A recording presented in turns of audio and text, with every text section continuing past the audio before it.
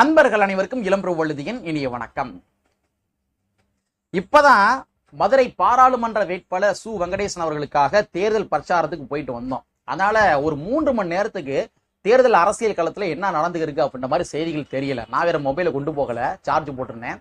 அதனால பேஸ்புக் பார்க்க முடியல, வாட்ஸ்அப் பார்க்க முடியல, சமூக வலைத்தளங்கள் பார்க்க முடியல. ஒரு 3 மணி நேரத்துக்கு தேர்தல் அரசியல் களத்துல என்ன நடந்திருக்குன்ற செய்தியே தெரியவே இல்லை. வீட்டுக்கு வந்தோடனே செய்தி தொலைக்காட்சி ஆன் பண்ணி பார்த்தோன்னே பயங்கரமான ஷாக்கிங். அதாவது விடுதலை சிறுத்தை கட்சிக்கு வந்து பானை சின்னத்தை ஒதுக்குவதற்கு தேர்தல் ஆணையம் மறுப்பு தெரிவித்திருக்கின்றது. அந்த மாதிரி ஒரு செய்தி, பிளாஷ் நியூஸ். எந்த செய்தி தொலைக்காட்சி ஆன் பண்ணாலும் அந்த செய்தி தான் ஓடிக்கிட்டே இருக்குது. சோ எனக்கு ரொம்ப ஆச்சரியமா இருக்கு. அதாவது முறைப்படி அப்ளை பண்ணியிருக்காங்க விடுதலை சிறுத்தை கட்சி. சில கட்சிகளும் கூட அந்த முறைப்படி அப்ளை பண்ணவே இல்லை. அதாவது தேர்தல் ஆணையத்தினுடைய அந்த வெப்சைட் போர்ட்டல் வந்து ஓப்பன் ஆகும் தெரியுமா? ஓப்பன் ஆனோடனே எல்லாருமே போய் அப்ளை பண்ணுவாங்க. ஒரு சில கட்சிகள் வந்து அப்ளை பண்ணவே இல்லை. ஆனா அந்த கட்சிகள் எல்லாம் சின்னம் கிடைச்சிருக்குது. ஆனா விடுதலை சிறுத்தை கட்சி முறைப்படி அப்ளை பண்ணிருக்காங்க. அந்த போர்ட்டல் ஓபன் ஆனோடனே முறைப்படி அப்ளை பண்ணிருக்காங்க. ஆனா அப்படி இருந்த போதிலும் கூட தேர்தல் ஆணையம் என்ன பண்ணிருக்காங்க, விடுதலை சிறுத்தை கட்சிக்கு வந்து பானை சின்னம் ஒதுக்க முடியாது அப்படின்ற மாதிரி அறிவிப்பும் தெரிவிச்சிருக்காங்க. சோ இதற்கு பின்னாடி இருக்கின்ற அரசியல் என்ன அப்படின்றத இந்த காணொலியில ஒரு லைட்டா பாத்துடலாம். நாங்க இப்படி வந்து பார்த்துட்டோம். இனி ஜென்மத்துக்கும் எங்களால குடிய முடியாது. அதனால நாங்க சண்டை போட போறோம். அதாவது முதல்ல விடுதலை சிறுத்தை கட்சி என்ன பண்றாங்கன்னா, பானை சின்னம் வந்து எங்களுக்கு ஒதுக்கப்படவில்லை அப்படின்னு சொல்லி இன்னைக்கு காலையில உயர்நீதிமன்றத்துல ஒரு வழக்கு வந்து போடுறாங்க. ஒரு அவசர வழக்கா வந்து நீங்க விசாரிக்கணும், ஏன்னா தேர்தல் நெருங்கி இருக்கு, அதனால அவசர வழக்கா விசாரிக்கணும் அப்படின்னு சொல்லி ஒரு வழக்கு வந்து போடுறாங்க. அந்த வழக்கை விசாரித்த உயர் நீதிமன்ற நீதிபதிகள் என்ன சொல்றாங்கன்னா, இன்னைக்கு மாலைக்குள்ள தேர்தல் ஆணையம் இதற்கு பதில் கூற வேண்டும். அதாவது பானை சின்னம் வந்து ஒதுக்குறீங்களா இல்லையா அப்படின்ற மாதிரி பதில் கூற வேண்டும் அப்படின்ற மாதிரி ஒரு உத்தரவு போடுறாங்க. சோ இன்று மாலை 5:30 மணி அளவுல விடுதலை சிறுத்தை கட்சிக்கு வந்து பானை சின்னம் ஒதுக்க முடியாது அப்படின்னு சொல்லி தேர்தல் ஆணையம் அறிவிச்சிடுறாங்க. சோ இதற்கு பின்னாடி இருக்கின்ற அரசியல் என்ன அப்படின்னு பாக்குறப்ப, தேர்தல் ஆணையம் பாரதிய ஜனதா கட்சியினுடைய கட்டுப்பாட்டிற்குள் போயிருச்சோ அப்படின்ற மாதிரி சில சிந்தனைகள் எல்லாமே எழும்புது. அதாவது நீங்க கடந்த காலத்துல வந்து நடந்த நிகழ்வுகள் எல்லாத்தையும் பாருங்க. தேர்தல் ஆணையத்தினுடைய தலைமை அதிகாரி இருப்பாங்க தெரியுமா? அந்த தலைமை அதிகாரியை வந்து நியமிக்கின்ற குழுவுல வந்து நீதிபதிகளும் இருப்பாங்க. ஆனா பாஜக வந்து ஒரு சட்ட திருத்தம் கொண்டு வந்து என்ன பண்றாங்கன்னா, அந்த குழுவுல, அதாவது தேர்தல் ஆணையத்தினுடைய தலைமை அதிகாரியை வந்து நியமிக்கின்ற குழுல பாரதிய ஜனதா கட்சியை சார்ந்த ஒரு அமைச்சரும் இருப்பாரு அப்படின்ற மாதிரி சட்ட திருத்தங்கள் வந்து கொண்டு வந்தாங்க. சோ நீங்க வந்து கம்பாரிசன் பண்ணி பாருங்க. விடுதலை சிறுத்தை கட்சிக்கு வந்து பானை சின்னம் மறுக்கப்பட்டதற்கு இதுவும் கூட ஒரு ரீசனா வந்து பார்க்கலாம். அதே மாதிரி இந்த ஓட்டர் மிஷின் இருக்கு தெரியுமா? இந்த ஓட்டர் மிஷினை தயாரிக்கின்ற இந்த பெல் நிறுவனம் இருக்காங்க தெரியுமா? இந்த பெல் நிறுவனத்தினுடைய தலைமை இயக்குனர் பதவி இருக்கு தெரியுமா? அந்த பதவியில யார் இருக்காங்கன்னா, ஒரு பாரதிய ஜனதா கட்சியை சார்ந்தவர் தான் அந்த பதவியில் வந்து இருக்கிறாரு. சோ நீங்க அதையும் கூட கம்பாரிசன் பண்ணி பாருங்க. விடுதலை சிறுத்தை கட்சி வந்து பானை சின்னம் மறுக்கப்பட்டதற்கு இதுவும் கூட ஒரு காரணமா கூட இருக்கலாம். ஏன்னா இந்தியாவை பொறுத்த வரைக்கும் பாரதிய ஜனதா கட்சியை தீவிரமாக எதிர்த்து கொண்டிருக்கின்ற ஒரு தலைவர் யாரும் பார்க்கிறப்ப அது விடுதலை சிறுத்தை கட்சி நிறுவனம் முனைவர் திருமாவளவன் அவர்கள் தான். நீங்க கூட ஹிந்து பத்திரிகையில் கூட ஒரு ஆர்டிகல் எழுதியிருந்தாங்க. அந்த ஆர்டிகல்ல தெளிவா எழுதியிருக்காங்க, த அன்காம்ப்ரமைசிங் தலித் லீடர் அப்படின்னு சொல்லி திருமாவளவன் அவர்களுக்கு வந்து புகழாரம் சொல்லியிருக்காங்க. இந்திய அளவிலேயே வந்து தலித் தலைவர்கள் எல்லாத்தையுமே இந்த பாரதிய ஜனதா கட்சி வந்து உள் வாங்கிட்டாங்க. இப்ப நீங்க கூட மாயாவதி அவர்கள் கூட எடுத்துங்க, அவங்க கூட ஒரு சாஃப்ட் டோன்ல போறாங்க. ஆனா பாரதிய ஜனதா கட்சியை வந்து தீவிரமாக எதிர்த்து கொண்டிருக்கின்ற ஒரு தலைவர் யாரும் பாக்குறப்ப அது திருமாவளவன் மட்டும்தான். அவர் வந்து உள் வாங்க முடியவே இல்லை.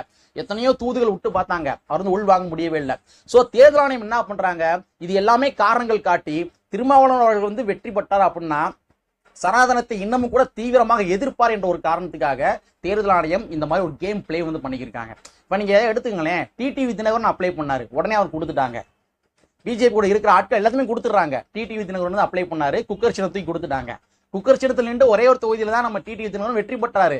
ஆனா அதற்கு பின்பாக எந்த தேர்தல் வெற்றி பெறவே இல்லை. ஆனா அவருக்கு உடனே ஒதுக்கீடு பண்றாங்க, ஜி.கே. வாசன் உடனே ஒதுக்கீடு பண்றாங்க. ஆனா திராவிட முன்னேற்ற கழகத்துக்கு கூட கூட்டணியில் இருக்கின்ற கட்சிகளாக இருந்து கொண்டிருக்கின்ற விடுதலை சிறுத்தை கட்சிக்கும் மதிமுகவுக்கும் இன்றளவும் கூட வந்து சின்னம் ஒதுக்காமே இருக்கிறாங்க. அவன் கேட்ட சின்னத்தை தராம இருக்கிறாங்க. அப்ப தேர்தல் ஆணையம் ஒருதலை பட்சமாக செயல்படுறாங்க அப்படின்றத நம்ம இதன் மூலமாக தெளிவா பார்க்க முடிகின்றது. இன்னொரு விஷயம் சொல்லவா, அதாவது இந்த தேர்தல வந்து பாரதிய ஜனதா கட்சி வந்துட்டாங்க அப்படின்னா, அதாவது வெற்றி பெற்றாங்க அப்படின்னா, இந்திய நாட்டினுடைய அரசியலமைப்பு சட்டமே சிதைக்கப்படும் அப்படின்னு சொல்லி மூளை முடுக்கி எங்கேயும் திருமாவளவன் தான் பிரச்சாரம் பண்றாரு. சோ இந்த பாரதிய ஜனதா கட்சி வெற்றி பெறக்கூடாது அப்படின்னா நம்ம எந்தெந்த வகையில வந்து பாரதிய ஜனதா கட்சிக்கு வந்து ஒரு தடைக்கர்களாக இருக்க வேண்டும் அப்படின்னு பாக்குறப்ப, இந்த ஓட்டர் மிஷின் இருக்கு தெரியுமா?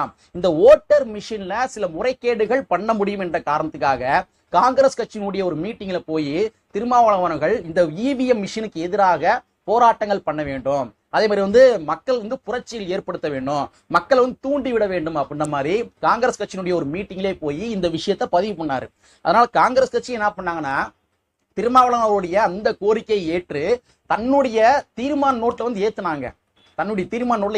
அந்த கூட்டத்துல வந்து நிறைய பேர் தங்களுடைய கருத்துக்களை சொல்லுவாங்க. ஆனா தீர்மான நோட்டில் வந்து ஏற்றப்படவில்லை. ஆனா திருமாவளவனுடைய கருத்தை வந்து என்ன பண்ணாங்கன்னா தன்னுடைய தீர்மான நோட்டில் ஏத்துறாங்க. சோ வந்து ஒரு தூண்டுகோலா இருக்கிறாரு. பாரதிய ஜனதா கட்சி எங்கெங்கெல்லாம் ஒரு லூப் கோலை வச்சு வெற்றி பெறுவதற்காக முயற்சி செஞ்சுக்கிட்டு இருக்காங்களோ அங்க எல்லா இடங்கள்லயும் போய் ஒரு லூப் கோலா இருக்கிறாரு. ஒரு தடை கற்களா வந்து திருமாவளவன் இருக்காரு. சோ சனாதன ஆட்சி வந்து இந்த இந்திய நாட்டுல வந்துவிடக் கூடாது என்ற ஒரு ஒற்றை நோக்கத்துல களமாடி கொண்டிருக்கின்ற ஒரு தலைவர் யாரும் பாக்குறப்ப அது திருமாவளவன் மட்டும்தான். நீங்க வந்து கண்ண மொழின்னு சொல்லலாம். தமிழ்நாடு பொறுத்த வரைக்கும் இன்னைக்கு சனாதனம் சொல்லி யாரு பேச வச்சிருக்கா? திருமாவளவன் பேச வச்சிருக்காரு. ஒரு சாதாரண சாமானிய மனிதன் போய் சனாதனம் என்னப்பா அப்படின்னு கேட்டா தெளிவா சொல்லுவான். அந்த அளவுக்கு அரசியல் படுத்தி வச்சிருக்காரு. சோ இந்த மாதிரி வந்து சனாதன கொள்கையை ஏந்தி களமாடி கொண்டிருக்கின்ற பாரதிய ஜனதா கட்சிக்கு எதிராக செயல்பட்டு கொண்டிருக்கின்ற ஒரு நபர் யாரும் பாக்குறப்ப, கடுமையாக செயல்பட்டு கொண்டிருக்கின்ற ஒரு நபர் யாரும் பாக்குறப்ப அது திருமாவளவன் என்ற காரணத்துக்காக திருமாவளவனுடைய வெற்றியை எந்தெந்த வழிகள்லாம் தடை செய்யலாம் அப்படின்னு பாக்குறப்ப இந்த தேர்தல்ல பானை சின்னத்தை ஒதுக்காம இருந்தோம் அப்படின்னா ஓரளவுக்கு தான் ஒரு வாக்கு வங்கிகள் குறைவதற்கான வாய்ப்புகள் இருக்கு என்ற ஒரு கண்ணோட்டத்தின் அடிப்படையில் என்ன பண்றாங்க அப்படின்னா இதை வந்து தடை பண்ணிருக்காங்க. இந்த சின்னத்தை நாங்க தர முடியாதுன்னு சொல்லியிருக்காங்க. ஆனா மேபி வாய்ப்புகள் இருக்குது, பார்ப்போம். வாய்ப்புகள் இருக்கு. ஒருவேளை திருமாவளவர்களுக்கு மீண்டும் கூட இந்த பானை சின்னத்தை கொடுப்பதற்கான வாய்ப்புகள் இருக்கு. ஆனா அதையும் மீறி இந்த சின்னம் ஒதுக்கப்படவில்லை என்றாலும் கூட விடுதலை சிறுத்தை கட்சியை சார்ந்தவர்கள் மூளை முடுக்கி எங்கெங்கிலும் என்ன சின்னத்தை தர்றாங்களோ அந்த சின்னத்தை கொண்டு போவாங்க அப்படின்றத அந்த வட்டாரங்கள் எல்லாமே சொல்றாங்க. விடுதலை சிறுத்தை கட்சியை சார்ந்த வட்டாரங்கள் எல்லாமே சொல்றாங்க. சோ எந்த சின்னத்தை வேணா நீங்க கொடுங்க, விடுதலை சிறுத்தை கட்சி நிறுவனம் முனைவர் திருமாவளவர்கள் வெற்றி பெற்று காட்டுவார், அதே மாதிரி ரவிக்குமார் அவர்களும் வெற்றி பெற்று காட்டுவார் என்பதனை இந்த காணொலி வாயிலாக கூறிக்கொண்டு கற்பி ஒன்று புரட்சி செய்கின்ற புரட்சியாளர் வரியை கூறிக்கொண்டு நிறைவு செய்கின்றேன். நன்றி, வணக்கம்.